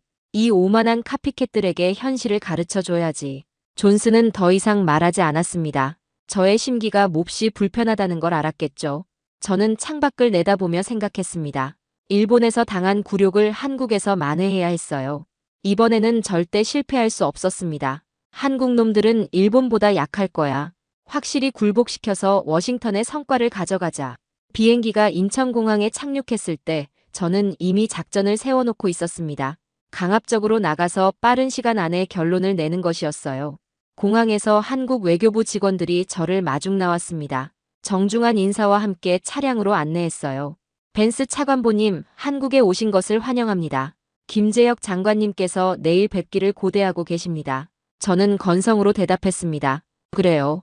빨리 끝내고 싶으니까 바로 본론으로 들어갔으면 좋겠어요.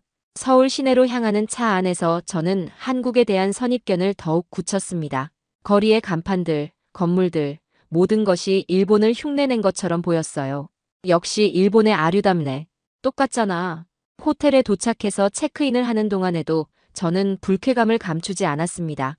직원들의 과도한 친절함도 가식적으로 느껴졌어요. 미국 손님이라고 이렇게 깍듯하게 굴다니. 뭔가 꿍꿍이가 있는 거겠지. 그날 밤 호텔방에서 저는 내일 협상 전략을 정리했습니다. 일본에서와는 다른 접근이 필요했어요. 일본은 너무 교만했어. 한국은 좀 더 약하니까 강하게 밀어붙이면 될 거야. 한국 측 요구사항들을 다시 살펴봤습니다. 방위비 분담금 동결, 관세 철회, 기술 협력 확대, 모두 일방적인 요구들이었어요. 웃기지도 않네. 일본 따라쟁이 주제에 이런 요구를 하다니. 저는 각 항목에 대해 거절 논리를 만들어 놓았습니다. 특히 한국의 기술력에 대해서는 철저히 평가절하 할 생각이었어요. 소위 한국의 첨단 기술이라는 것도 결국 미국이나 일본에서 가져온 거잖아. 원천 기술은 하나도 없으면서. 다음 날 아침 식사를 하면서도 저는 불쾌감을 느꼈습니다. 호텔 직원이 한국 전통 음식을 권했거든요. 전통 음식이요? 일본 음식이랑 뭐가 다른지 모르겠네요. 직원은 당황한 표정을 지었지만 저는 신경 쓰지 않았습니다. 외교부로 향하는 차 안에서 존슨이 조심스럽게 말했습니다. 차관보님, 한국 측이 상당히 신중하게 접근하고 있는 것 같습니다. 어제 통화에서도 신중하다고? 그냥 시간 끌기 작전이겠지. 일본처럼 우리를 우롱하려는 거야. 저는 창밖을 보며 한국에 대한 선입견을 더욱 굳혔습니다. 높은 빌딩들, 넓은 도로, 현대적인 도시 모습. 하지만 저에게는 모든 것이 허상으로 보였어요. 겉만 번지르르 하고 속은 빈 껍데기일 거야. 일본 따라한 것뿐이니까. 외교부 건물에 도착했을 때 저는 이미 마음을 굳혔습니다. 한국을 확실히 굴복시켜서 일본에서의 실패를 만회하겠다고 말이에요. 이번에는 절대 실패하지 않을 거야. 한국 놈들이 누가 갑인지 확실히 알게 해주지. 엘리베이터를 타고 올라가면서 저는 협상 전략을 머릿속으로 다시 한번 점검했습니다. 강압적으로, 빠르게, 확실하게. 그것이 제 방침이었어요. 하지만 곧 깨닫게 될 줄은 몰랐습니다. 한국이 제가 생각했던 것과는 완전히 다른 나라라는 것을 말이에요. 회의실 문 앞에 서서 깊은 숨을 들이쉬었습니다. 자, 이제 시작해보자. 외교부 회의실 문이 열리자 한국 측 협상 대표 김재혁 장관이 일어나 저를 맞이했습니다. 그의 첫인상은 예상과 달랐어요. 부드러운 인상에 온화한 미소를 띠고 있었지만 그 눈빛에는 뭔가 깊이가 있었습니다. 벤스 차관보님, 멀리서 오시느라 수고 많으셨습니다. 김재혁입니다. 그의 악수는 단단했지만 과하지 않았어요. 저는 즉시 공격적으로 나갔습니다. 김 장관, 시간이 많지 않으니 바로 본론으로 들어가죠. 미국은 한국의 25% 관세 부과를 심각하게 고려하고 있습니다. 김 장관은 여전히 미소를 유지하며 자리에 앉았습니다. 네, 그런 소식을 들었습니다. 하지만 먼저 차 한잔 하시겠습니까? 저는 짜증이 났습니다. 이런 형식적인 절차가 시간 낭비로 느껴졌거든요. 차는 됐고요. 바로 협상에 들어가죠. 한국의 무역 불균형은 더 이상 용납할 수 없는 수준입니다. 김 장관은 찻잔을 천천히 들어올리며 말했습니다. 차관보님께서 많이 피곤하신 것 같네요. 일본에서의 일정이 힘드셨나 봅니다. 그의 말에 저는 깜짝 놀랐습니다. 벌써 일본 협상 결과를 알고 있다는 뜻이었거든요. 그건 상관없는 일이고요. 우리는 한국 문제에 집중해야 합니다. 저는 준비해온 자료를 테이블에 펼쳤습니다. 한국의 자동차, 조선, 반도체 산업 모두 미국 시장에 과도하게 의존하면서 우리에게는 시장을 개방하지 않고 있습니다. 김 장관은 자료를 천천히 살펴보더니 고개를 끄덕였습니다. 맞습니다. 우리가 미국 시장에 많이 의존하고 있죠. 하지만 그것이 문제일까요? 저는 당황했습니다. 예상과 다른 반응이었거든요. 문제가 아니라고요? 무역 적자가 이렇게 큰데? 차관보님, 무역은 제로섬 게임이 아닙니다. 서로에게 도움이 되는 관계라고 봐야죠. 김 장관의 말투는 느리고 차분했지만 모든 단어에 무게가 실려 있었어요. 저는 더 강하게 밀어붙였습니다. 도움이 된다고요? 미국 일자리가 사라지고 있는데 무슨 도움 말입니까? 그렇다면 차관보님께 제안이 있습니다. 김 장관이 갑자기 입을 열었습니다. 협상을 계속하기 전에 짧은 투어를 준비했습니다. 우리가 실제로 무엇을 하고 있는지 보시는 게 좋을 것 같네요. 저는 어이가 없었습니다. 투어요? 저는 관광하러 온 게 아닙니다. 협상을 위해 온 거예요. 물론입니다. 하지만 정확한 정보 없이는 제대로 된 협상이 어렵지 않을까요? 김 장관의 제안을 거절하기 어려운 분위기였습니다. 일단 따라가 보기로 했어요. 다음 날 아침, 저는 김 장관과 함께 거제로 향했습니다. 헬리콥터로 이동하는 동안 김 장관이 말했습니다. 차관보님, 조선업에 대해 어떻게 생각하십니까? 일본을 따라한 산업이죠. 기술도 일본에서 가져온 거고요. 김 장관은 미소만 지을 뿐 대답하지 않았습니다. 거제에 도착하자 거대한 조선소가 눈앞에 펼쳐졌습니다. 그 규모에 저는 잠시 말을 잃었어요. 상상했던 것보다 훨씬 컸습니다. 여기가 대우조선해양입니다. 세계에서 가장 큰 조선소 중 하나죠. 조선소 소장이 우리를 맞이했습니다. 그는 작업복을 입은 채 다가왔어요. 어서 오십시오. 제가 직접 안내해드리겠습니다. 우리는 조선소 안으로 들어갔습니다. 곳곳에서 거대한 크레인들이 움직이고 있었고 수백 명의 작업자들이 바삐 움직이고 있었어요. 저기 보이는 배가 무엇인지 아십니까? 소장이 가리킨 곳에는 거대한 군함이 정박해 있었습니다. 저는 깜짝 놀랐습니다. 미 해군의 군수지원함이었거든요. 미국 해군 함정입니다. 수리를 위해 들어와 있어요. 소장이 담담하게 설명했습니다. 미국에서 1년 걸릴 수리를 저희는 3개월 만에 끝낼 수 있습니다. 이것이 진정한 동맹의 방식이라고 생각합니다. 저는 할 말을 잃었습니다. 미국 군함이 한국에서 수리를 받고 있다는 사실이 충격이었어요. 어떻게 이런 일이? 차관보님, 미국 본토 조선소들의 상황을 모르시나요? 김 장관이 조용히 물었습니다. 우리는 용접 현장으로 이동했습니다. 작업자들이 특수강제를 용접하고 있었어요. 현장 소장이 낡은 작업복을 입은 채 다가와 긁는 목소리로 말했습니다. 저기 저 용접 불꽃 보이십니까? 저게 그냥 쇠를 붙이는 게 아닙니다. 그의 목소리에는 자부심이 가득했어요. 미 해군이 요구하는 특수 강제는 1도의 오차도 없이 붙여야 합니다. 전 세계에서 이걸 이 속도로 해낼 수 있는 곳은 여기밖에 없습니다. 저는 처음으로 카피캣이 아닌 마스터의 모습을 보고 있었습니다. 이 기술은 일본에서 배운 거 아닌가요? 저는 여전히 의심스러웠습니다. 현장 소장이 웃으며 답했습니다. 30년 전에는 그랬죠. 하지만 지금은 일본이 우리에게 기술을 배우러 옵니다. 김 장관이 덧붙였습니다. 차관보님, 지금 일본 조선소들은 대부분 문을 닫았습니다. 기술적으로 우리를 따라올 수 없거든요. 우리는 설계 사무실로 이동했습니다. 거대한 스크린에는 3차원 설계도가 펼쳐져 있었어요. 이것은 차세대 LNG선 설계입니다. 우리가 독자 개발한 기술이죠. 설계팀장이 자랑스럽게 설명했습니다. 액화천 연가스를 운송하는 특수 탱크 기술입니다. 전 세계 LNG선의 70%가 우리 기술로 만들어져요. 저는 점점 혼란스러워졌습니다. 제가 알고 있던 한국과 완전히 달랐거든요. 그럼 이 기술들이 정말 한국이 개발한 거라는 말인가요? 물론입니다. 차관보님께서 보신 미국 군함 수리도 우리 독자 기술이에요. 마지막으로 우리는 건조 중인 초대형 컨테이너선을 봤습니다. 축구장 4개를 합친 크기였어요. 이 배 한 척이 미국 전체 수출입 물동량의 1%를 처리할 수 있습니다. 김 장관이 말했습니다. 차관보님, 우리가 단순히 일본을 따라한 게 아니라는 걸 이제 아시겠죠? 저는 답할 수 없었습니다. 평생 믿어온 동아시아는 모방이라는 공식이 눈앞에 압도적인 현실 앞에서 산산조각 나고 있었거든요. 그날 밤 호텔로 돌아와서 저는 깊은 혼란에 빠졌습니다. 제가 무시했던 젊은 분석가의 보고가 사실이었던 걸까요? 창밖을 바라보며 생각했습니다. 한국이 정말 일본과 다른 나라일 수도 있겠구나. 그날 밤 호텔 방에서 저는 하루 종일 본 것들을 정리하려고 애썼습니다. 거제 조선소에서 본 압도적인 현실이 머릿속을 맴돌았어요. 정말 한국이 저런 기술력을 가지고 있는 건가? 혼란스러운 마음으로 샤워를 하고 나오는데 전화벨이 울렸습니다. 발신자를 보니 국방부 최고 위급 제독인 톰슨이었어요. 새벽 2시였는데 무슨 일일까요? 엘레노어, 지금 어디야? 톰슨 제독의 목소리는 평소와 달리 다급했습니다. 서울에 있습니다, 제독님. 무슨 일이신가요? 긴급하게 할 말이 있어. 보안 회선으로 바꿀 테니까 잠깐만 기다려. 몇 분 후 다시 걸려온 전화에서 톰슨 제독은 모든 절차를 무시하고 직접적으로 말했습니다. 엘레노어, 솔직히 말하지. 지금 태평양 함대는 중국 때문에 비상이야. 중국 때문에요? 그래. 남중국해에서 중국군의 움직임이 심상치 않아.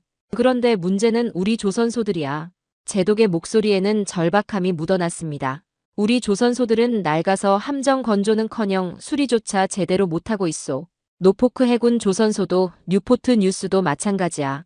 저는 깜짝 놀랐습니다. 미국의 조선업 현실을 제대로 몰랐거든요. 그게 무슨 말씀이신가요? 만약 이번 무역전쟁으로 한국 조선소들이 문을 닫으면 태평양에서 미 해군의 두 손, 두 발이 묶이는 거요. 톰슨 제독은 더욱 급하게 말을 이었습니다. 엘레노어, 지금 시뮬레이션 결과를 봤는데 끔찍해. 남중국해에서 중국과 분쟁이 붙으면 한 달 안에 우리 함대 절반이 수리가 필요해. 그럼 본토로 가져와서 수리하면 되는 거 아닌가요? 그게 문제야. 본토로 오면 1년이야. 그 말은 태평양을 통째로 내줘야 한다는 뜻이라고. 제독의 목소리가 점점 커졌습니다. 일본, 그들은 이미 끝났어. 미쓰비시도 가와사키도 군함 만들 기술력이 없어. 상업용 배도 제대로 못 만들고 있다고. 저는 머리가 어지러웠습니다. 그럼 어쩌자는 말씀이신가요? 당신이 지금 서 있는 그 땅이 우리 해군의 유일한 생명줄이란 말이야. 톰슨 제독이 소리쳤습니다. 한국 없이는 태평양에서 중국과 맞설 수 없어. 이건 무역 문제가 아니라 국가 안보 문제라고. 저는 백악관 회의에서 무시했던 젊은 분석가의 말이 떠올랐습니다. 제독님, 그럼 왜 이런 중요한 정보가 백악관 회의에서 제대로 논의되지 않았나요? 정치적 이유 때문이야. 대통령은 강한 모습만 보이려고 해. 하지만 현실은 다르다고. 톰슨 제독은 한숨을 내쉬었습니다. 엘레노어, 내가 30년간 해군에서 일했는데 이런 위기는 처음이야. 한국과의 관계가 틀어지면 우리는 정말 끝이야. 구체적으로 어떤 상황인가요? 지금 우리 항공모함 3척이 한국에서 정기 점검을 받고 있어. 그리고 앞으로 5년간 15척의 주요 함정이 한국에서 수리받을 예정이야. 제독의 설명은 계속됐습니다. 한국 조선소의 수리 속도는 우리보다 3배 빨라. 그리고 비용은 절반이야. 무엇보다 품질이 우수해. 품질이 우수하다고요? 그래. 한국에서 수리받은 함정들의 고장률이 현저히 낮아졌어. 이건 데이터로 증명된 사실이야. 저는 점점 충격에 빠졌습니다. 그럼 지금까지 우리가 한국을 잘못 평가했다는 말씀인가요? 바로 그거야. 한국은 우리의 경쟁자가 아니라 필수 파트너야. 특히 중국의 위협이 커지는 상황에서는 더욱 그래. 톰슨 제독이 덧붙였습니다. 엘레노어 대통령에게 정확한 상황을 보고해줘. 이건 관세 몇 퍼센트 문제가 아니야. 하지만 대통령은 강경 정책을 원하십니다. 그럼 중국에게 강경하게 나가라고 해. 한국은 우리 편이야. 전화를 끊고 나서 저는 창밖을 바라봤습니다. 서울의 야경이 반짝이고 있었어요. 제가 무시했던 젊은 분석가의 보고가 단순한 정보가 아닌 미국의 명운이 걸린 진실이었다는 걸 깨달았습니다. 내가 뭘 하고 있었던 거지? 저는 가방에서 구겨놓았던 한국 조선업 보고서를 꺼냈습니다. 이제야 제대로 읽어볼 때가 된 것 같았어요. 보고서를 펼쳐보니 놀라운 내용들이 가득했습니다. 한국이 세계 조선업계를 선도하고 있다는 구체적인 데이터들이었어요. 세계 LNG선 건조 점유율 70%, 초대형 컨테이너선 점유율 65%. 숫자들이 눈에 들어왔습니다. 이게 다 사실이었구나. 이제 상황이 완전히 바뀌었습니다. 무역 문제가 아니라 미국의 안보 명운이 걸린 문제였어요. 저는 더 이상 상무부 차관보가 아니라 국가 안보의 최전선의 선 플레이어가 되었습니다. 다음 날 아침 협상 테이블로 향하는 저의 마음가짐은 완전히 달라져 있었습니다. 밤새 톰슨 제독의 말과 한국 조선업 보고서를 곱씹어 본 결과였어요. 외교부 회의실에 들어서니 김 장관이 이미 자리에 앉아 차를 마시고 있었습니다. 벤스 차관보님, 어젯밤 잘 주무셨나요? 그의 눈빛에서 뭔가를 알고 있다는 느낌을 받았습니다. 네, 잘 잤습니다. 저는 자리에 앉으며 어제와는 다른 태도로 말을 시작했습니다. 김 장관님, 어제 조선소를 보고 많은 것을 느꼈습니다. 그래서요? 김 장관은 여전히 찻잔을 들고 있었어요. 솔직히 말씀드리면 제가 한국에 대해 잘못 알고 있었던 것 같습니다. 이 말을 하는 것이 쉽지 않았지만 현실을 인정해야 했어요. 김 장관이 처음으로 진지한 표정을 지었습니다. 차관보님께서 그렇게 말씀하시니 의외네요. 어제까지만 해도 한국을 일본의 아류라고 생각했습니다. 하지만 완전히 틀렸더군요. 김 장관은 찻잔을 내려놓았습니다. 그럼 이제 진짜 협상을 시작할 수 있겠네요. 무슨 말씀이신가요? 차관보님, 지금까지는 협상이 아니었습니다. 일방적인 요구였죠. 김 장관의 목소리에 힘이 실렸습니다. 하지만 이제 상황을 제대로 아셨으니 진정한 파트너십을 논의할 수 있을 겁니다. 저는 긴장했습니다.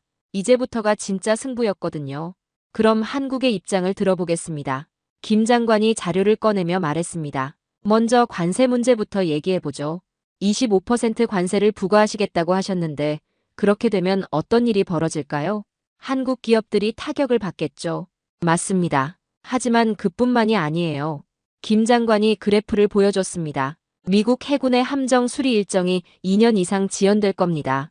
그리고 비용은 3배로 증가하죠. 저는 할 말이 없었습니다. 그럼 한국은 어떤 대안을 제시하시겠습니까? 김 장관이 마침내 입을 열었습니다. 원스톱 딜을 제안합니다. 원스톱 딜이요? 방위비 분담금 증액 좋습니다. 미국의 LNG 수입 확대, 그것도 논의할 수 있습니다. 김 장관의 제안이 구체적으로 나오기 시작했어요. 대신 한국 조선소를 미 해군의 공식적인 MRO 허브로 지정하고 장기 계약을 체결하십시오. MRO 허브요? 유지, 보수, 정비 허브 말입니다. 태평양 함대의 모든 주요 함정이 한국에서 정기적으로 관리받는 시스템이죠. 이것은 완전히 새로운 제안이었습니다. 그리고 이 관세는 이 모든 것을 포괄하는 안보 파트너십의 관점에서 재검토되어야 할 겁니다. 김 장관은 조용하지만 힘있는 목소리로 말했습니다. 관세라는 칼은 결국 던진 사람에게 돌아오는 부메랑이 될 수 있습니다. 저는 이 제안의 파급 효과를 생각해봤습니다. 단순한 무역 협정이 아니라 군사동맹의 새로운 차원이었어요. 구체적으로 어떤 조건들인가요? 방위비 분담금을 현재보다 20% 증액하겠습니다. 그리고 미국산 LNG 수입을 연간 1,000만 톤으로 늘리겠어요. 김 장관이 찻잔을 내려놓으며 나지막이 말했습니다. 차관보님, 저희는 단순히 배만 만드는 것이 아닙니다. 저희는 동맹의 방패를 만들고 있습니다. 그의 말에 저는 깊이 공감했습니다. 방패의 가치를 돈으로만 계산한다면 그 방패는 언젠가 깨지게 마련입니다. 김 장관이 계속 말했습니다. 저희는 방위비도 LNG도 구매할 수 있습니다.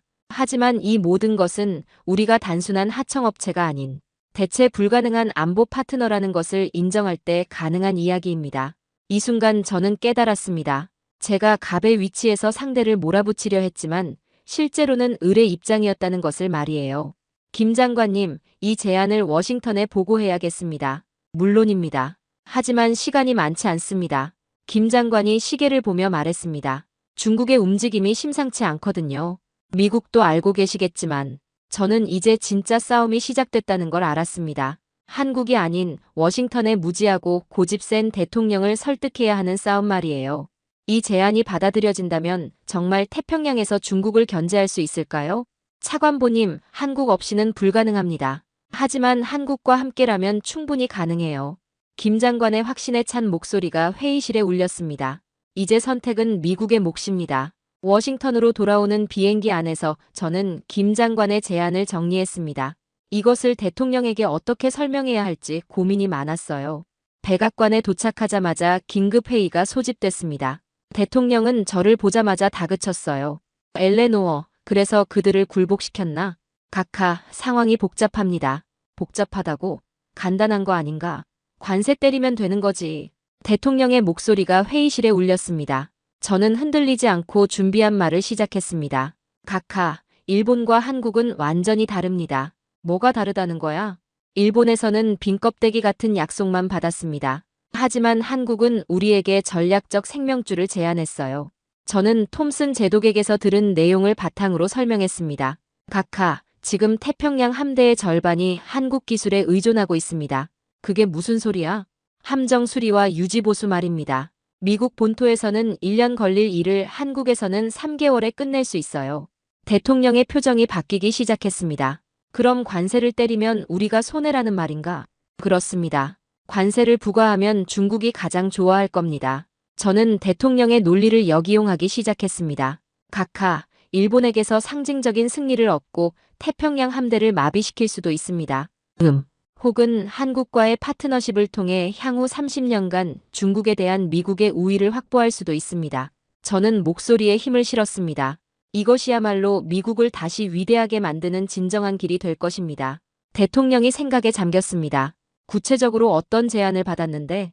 방위비 분담금 20% 증액, 미국산 LNG 연간 1,000만 톤 수입, 그리고 한국을 태평양 함대의 공식 MRO 허브로 지정하는 것입니다.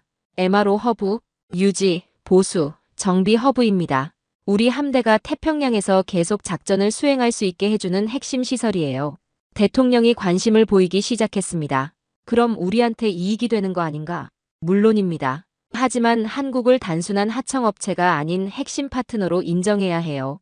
이때 한 참모가 끼어들었습니다. 하지만 각하, 관세를 포기하면 우리가 약해 보일 수 있습니다. 저는 즉시 반박했습니다. 아닙니다. 이것은 더 큰 승리입니다.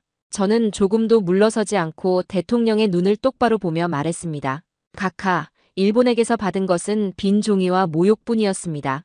하지만 한국은 우리에게 태평양의 미래를 제안했습니다. 각하께서는 미국을 다시 위대하게 만들고 싶어 하십니다. 하지만 이대로라면 우리는 미국을 다시 작아지게 만들 뿐입니다. 회의실이 조용해졌습니다. 선택은 각하의 몫입니다. 저는 마지막 카드를 꺼냈습니다. 중국이 남중국해를 장악하는 것을 막으려면 한국과의 파트너십이 필수입니다. 관세는 언제든 다시 논의할 수 있지만 안보는 그렇지 않아요. 대통령이 한참 생각하더니 입을 열었습니다.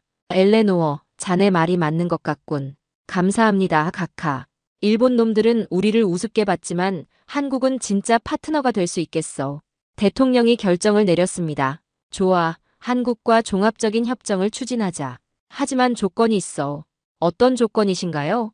이것이 우리의 승리라는 걸 확실히 보여줘야 해. 언론에도 그렇게 발표하고. 물론입니다. 저는 안도의 한숨을 내쉬었습니다. 각하, 이번 결정으로 태평양에서 미국의 지배력이 더욱 강화될 것입니다. 대통령이 만족스러운 표정을 지었습니다.